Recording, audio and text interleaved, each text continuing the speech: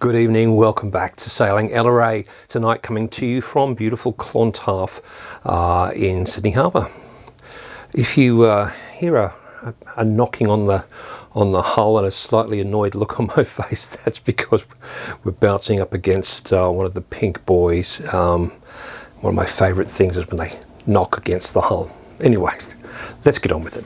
This week marks the 12 months since I purchased LRA2, and I thought it might be a very good time to do a 12-month review, talk about what's gone right and what's not gone right. I've made a list.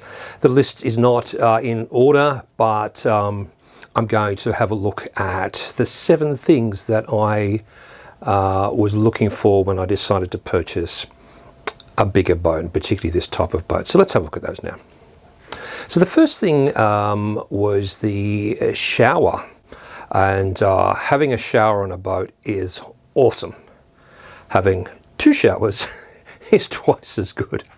There's nothing quite like having that deck shower to wash off the salt and stuff after you've had a swim, and it's also nice to have a full shower out there in the summer months. The shower in the head is also very effective, and once you heat that water up with the engine, it's as hot as you want it to be. Just absolutely lovely and very refreshing, as we all know, to have a shower after the end of at the end of a long day. The wheel, I wanted to be helming with a wheel, and I just love the wheel. It has, though, presented some changes to the way that I control the boat, particularly the sheets.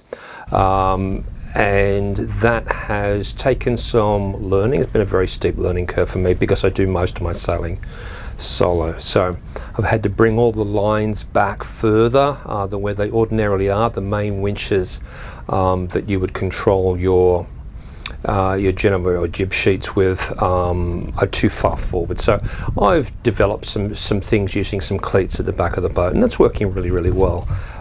Controlling the main sheet as well has become something that I've got used to, and I'm very happy with how that is going. Yes, it does restrict you from being behind the wheel and having to move around in front sometimes, and I'd probably like better sail trim, particularly with the Genoa, but it's working fine, and I'm getting better at it the more that I do that. Moving along, bigger boat. Having a bigger boat, I wanted a bigger boat to give me a little bit more confidence outside the heads, and it certainly has done that.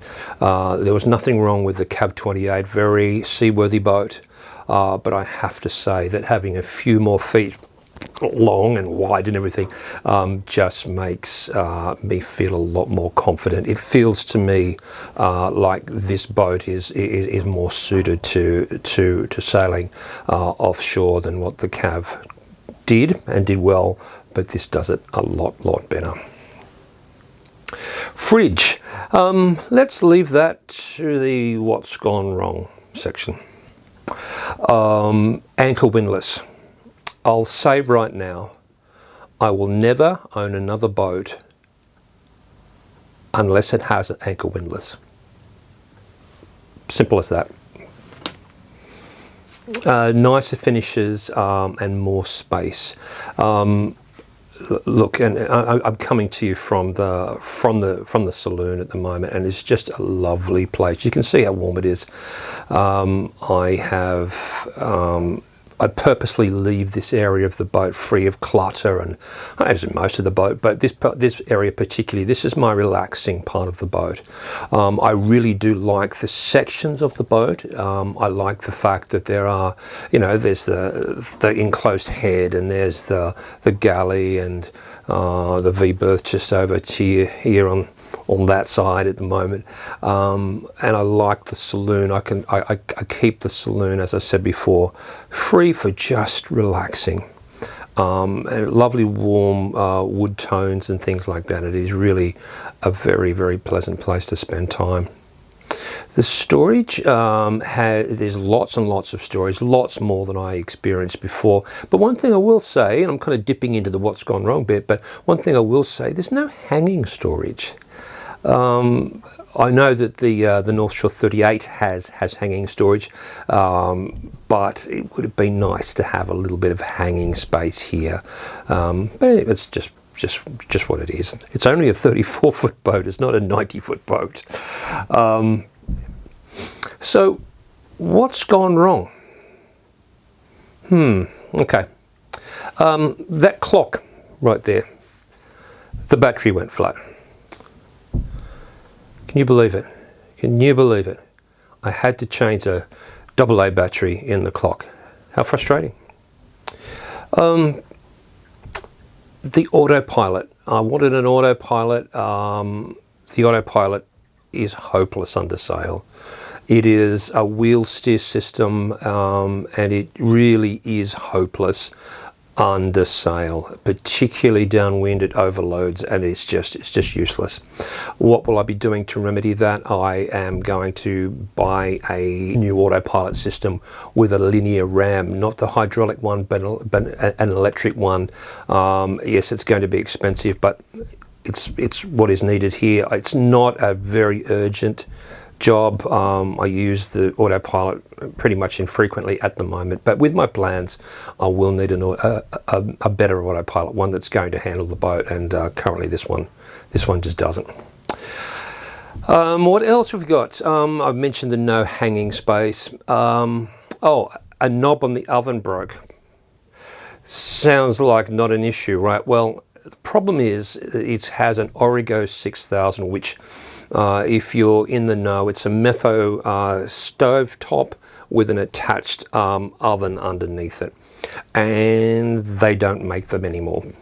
So purchasing parts, people are asking ridiculous prices for second-hand items on the internet, but I was incredibly lucky to find a supply, a very small supply of new stock of parts for these stoves, and miraculously they're in a town called Queanbeyan, which is just on the New South Wales side of Canberra. So I couldn't have been more fortunate. I was able to order it and go and pick it up that afternoon. Just what's the chances of that? So that's been fixed. The navigation lights on the bow, one of those, the green light went out when I was doing one of my usual night trips, and I had to replace the unit. It's one of those combination units, and it's a sealed unit, so I had to replace the whole thing. Not a problem at all. The EPIRB went out of date. Again, is that a major problem? Well, it is if you're off sea and you're sinking. Sorry, if you're offshore and you're sinking. So anyway, it's just one of those things. So I replaced the EPIRB. You know, it's $400 odd that I didn't really want to spend, but you've got to have it, and you know, it's just how it is. Let's get to the fridge. I wanted an inbuilt fridge, and even though the fridge worked, I wasn't able to get it to come down to the temperatures that were required to keep food fresh for long periods of time. Probably okay if you're just storing drinks in there, but it wasn't okay for me, and so I have got a new evaporator and a new compressor to go in, and I'm going to see if I can get myself a fridge mechanic to come in and do that. I threw a cheap evaporator in there myself to try and get it to work, and it just didn't work. So anyway, that's just how it is. So let's talk about things I've had to replace. Excuse me for working off a list, but otherwise I'd forget and just ramble. So things that I have replaced, and again, sorry about that banging on the hull. That's that really annoying boy is banging on the hull there. As you can see, the light above me is an incandescent light, and I've changed all the other globes throughout the boat to LED. I have done that to save energy, but I decided to leave this one incandescent because of that lovely warmth, that lovely warm color that it gives you. I understand that there are LEDs available for boats that are this color as well. I couldn't find them, and it's not a problem anyway. The cabin lock, I had to change the lock to get into the companionway. It's just a service item, and that's been done as well. I refinished the companionway ladder. That looked a little bit rough, so I finished those. And again, I've done a video on that, and I'll put that in the description below, or one of those things up the top. Either one, I'm not sure yet. I replaced the house batteries. One of the first things I did was replace the house batteries, and I also bought a new starter battery. I've yet to install it. It's just at home in my garage, but I've got that ready to go. I bought one of those jump packs that I keep in the battery locker, just in case I need to jump start that starter battery, but I haven't had to. It's been charging very well and holding charge exceptionally well. Talking about power, I also replaced the solar panel. The solar panel that was on the boat on a good day was pumping out about 60 watts. I can't remember how many amps it was, 2.5, 3 amps, something like that. I put a 225 watt panel in the same place. It's about the same size as the old one was, and that is fantastic. That is producing lots and lots of power. The batteries are always topped up. Really, really good product. And even on a winter overcast day like it was today, during the middle of the day, it was still putting 2 to 3 amps into that battery, so into those batteries. So no issues there whatsoever.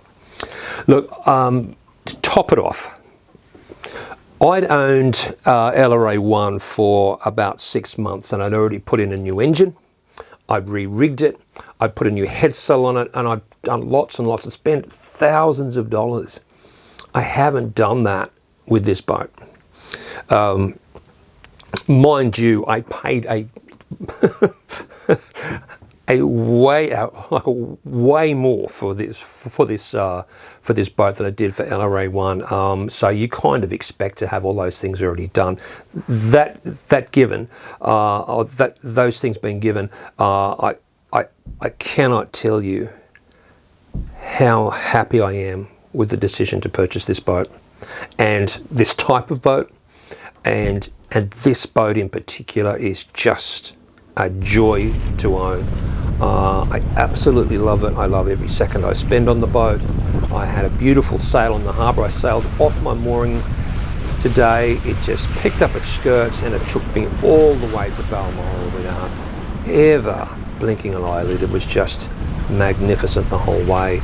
I love sailing. It sails particularly well, and single-handed I can handle it quite easily now that I've started to work on the systems. I'm incredibly happy with the purchase, and 12 months down the track, hasn't all exactly gone to plan, but mostly it has, and I'm absolutely stoked. Thanks again for watching. Please, if you've stayed this long, please click that like button, and if you haven't subscribed yet, I'd really like to see you join the subscription team and become more of a part of this channel. Thanks so much. Bye for now.